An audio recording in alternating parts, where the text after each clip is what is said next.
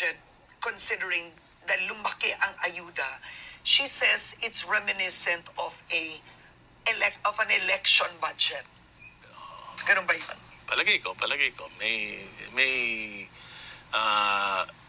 the president is trying to appease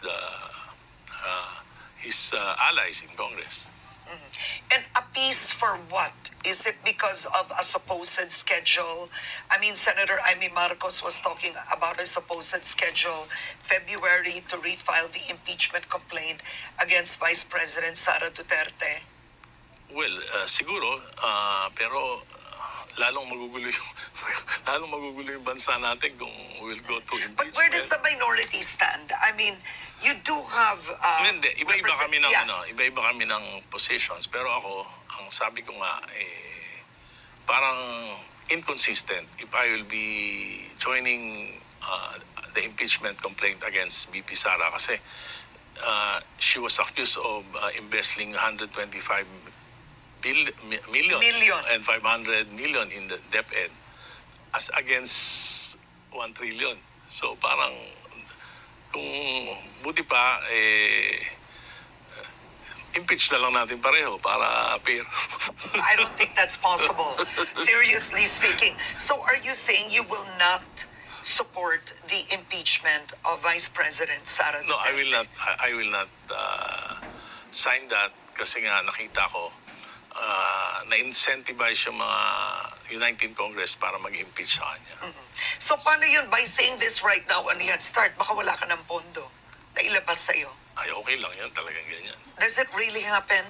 Well, alam mo, tagal ko na sa politics, 50 years eh. So this is my siguro mga last days in politics. So gawin ko na lang yung tama na sa tingin ko. But has that happened to you, for example? Yes, during the time of Duterte, I was the first one who spoke against the war on drugs. So for 1 year, tinanggal yung pondo ng distrito ko. Oo. Pero I never talked to them. Okay. All right. Now I want to ask you about the DPWH budget. So the DPWH budget has been significantly reduced. Yes. Right? Yes. But reports have it that in the end, 2/3 of it still went to allocables. Well, importante rin talaga. Yung allocables ka, yun ang mali kasi hindi equitable yung distribution eh. Not on the need, not on, for example, walang basis eh. Ano bang basis yan? Population, land area, yung economic status ng lugar. Walang ganun eh. Basta ang nangyayari na lang, nagkakaroon ng mga submission sa DPWH ang bawat district engineering offices. Tapos, it's the DPWH who decides kung ano-anong mga projects yung ilalagay sa bawat distrito. At tingin ko mali yun. Mali yung, dapat talaga may parameters in allocating funds on the basis of need, on the basis of population, the basis of land area. Because the problem now, so there is no flood control in this budget. Although meron pang MOOE apparently, there's 2.5 billion for existing project maintenance. Pero alam mo, yung mali yun. Tingin ko, ano yun eh, knee-jerk decision ng presidente yung pag-aalis ng flood control. Kaya by June, July, mararamdaman ng mga tao yung lalong matinding pagbaha. So, sisisihin uli ang presidente. Bakit mo tinanggal yung flood control? Ang sabi, meron pa raw flood control project na na-hold nung 2025. Yan nga yung mga kalokohang project eh. So, dapat siguro, isa-isahin kung ano yung matino, yun yung i-implement. Yung hindi matino, yun ang tanggalin. Now, the unprogrammed appropriations, no, what would happen if, for example, the Supreme Court sided with your petition and they issue a TRO? What can happen to the 2026 No, budget? yung unprogrammed funds lang. Yun lang yun. Hindi naman yung ano. So hindi naman technically, services will not be No, affected. no. But The whole budget will not be affected. Only the unprogrammed funds. can the Supreme Court just make an outright decision and say, Well, we have a prayer for a temporary restraining. Pa lang naman eh, yung for the 2026 budget, para hindi magamit yung unprogrammed funds, humihingi kami ng restraining order. yun lang? Pero eventually, syempre, ang gusto namin, mag-decide na talaga ang Supreme Court. Not just for 2026, but for the next years.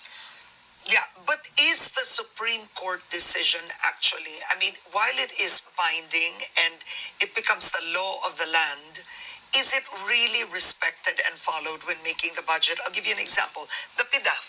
It was so clear, the Supreme Court's decision on the PDAF, and yet we still see it using another.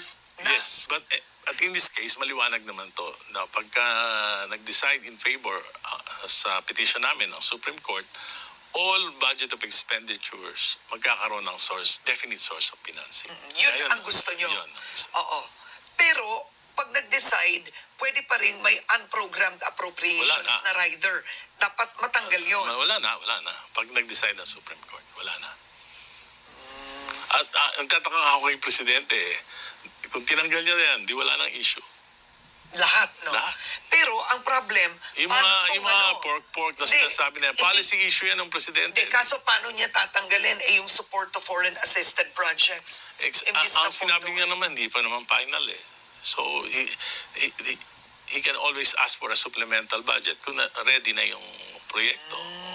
Ang sinasabi ni Senator Sherwin, matagal daw, super majority ang madali lang yan. Pwede niya pang i-certify yan kung na urgent eh. Basta may supplemental budget na request ang nagawa na yan noon eh. Noong panahon ni Pinay, natandaan ko na sinertify niya yung isang budget of expenditures na meron ng source of financing. So, kumuha kami ng supplemental budget na approve naman kagad. Okay, looking at the budget on its face, what legacy is the administration leaving? Kasi during Duterte's time, is the administration leaving? Kasi during Duterte's time, taking off, removing the whole EJK, the drug war, I remember, it was really setting aside the biggest in terms of GDP to infrastructure. And they built it. They started building, and even they started finishing projects that were started by the late President Noynoy Aquino. Well, I think malaki talaga ang problema ng bansa natin kasi yung nireduce yung budget ng DPWH. Yeah. Ayan yung pinakamalaking source ng public spending. Oo.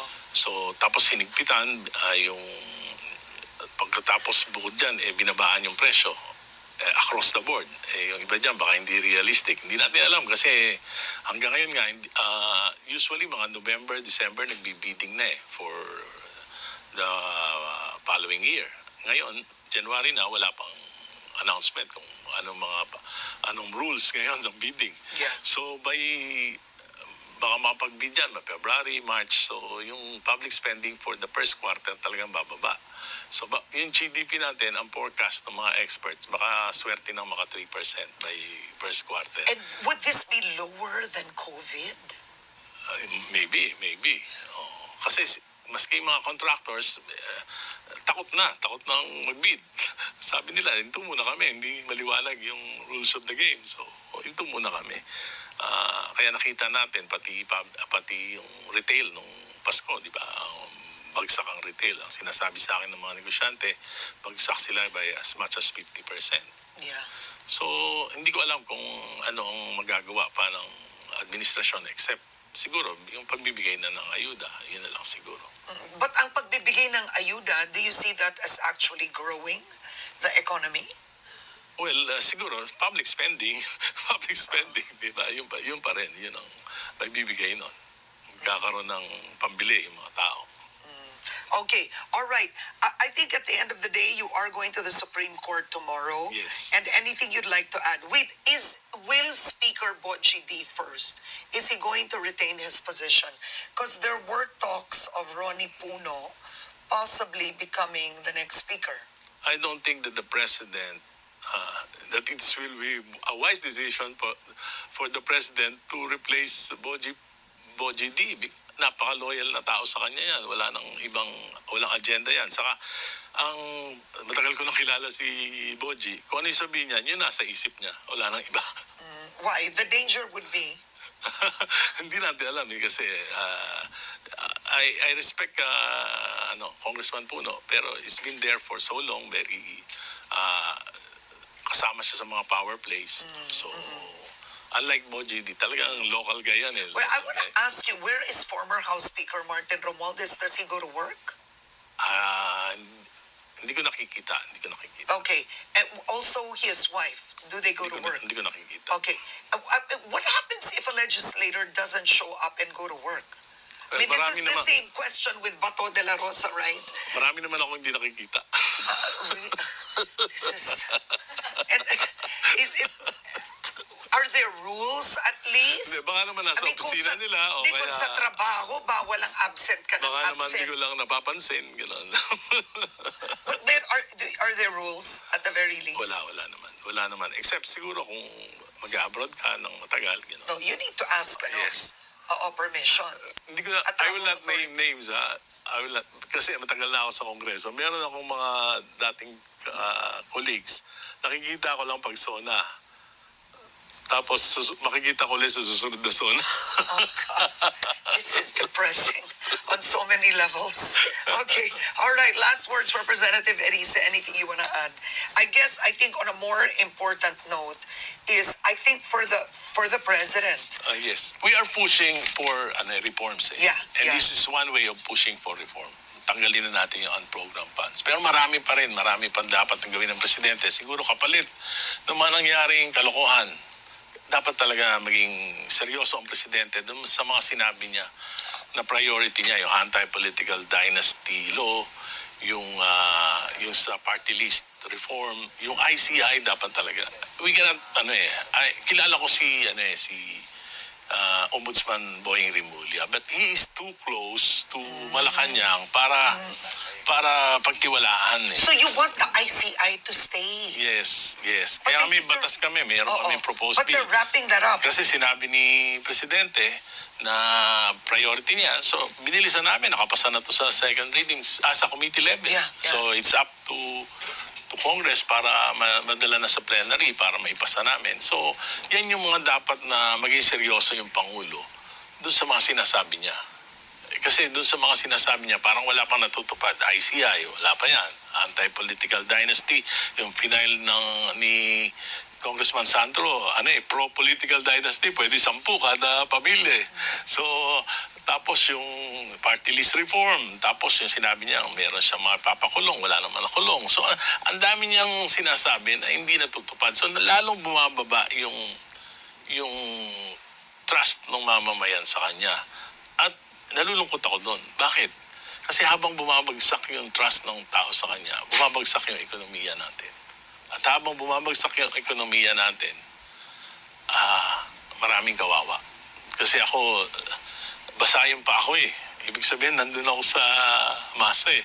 Ramdam ko yung kinakasaglakan nila at mga pagdurusan nila eh. So, kaya dapat iangat ni Presidente yung credibility niya, yung tiwala ng mamamayan sa kanya dahil yun, malaking bagay yun para umangat yung ekonomiya natin. On that note, Representative Edgar Erice, thank you for joining me today on Head Start. Thank you.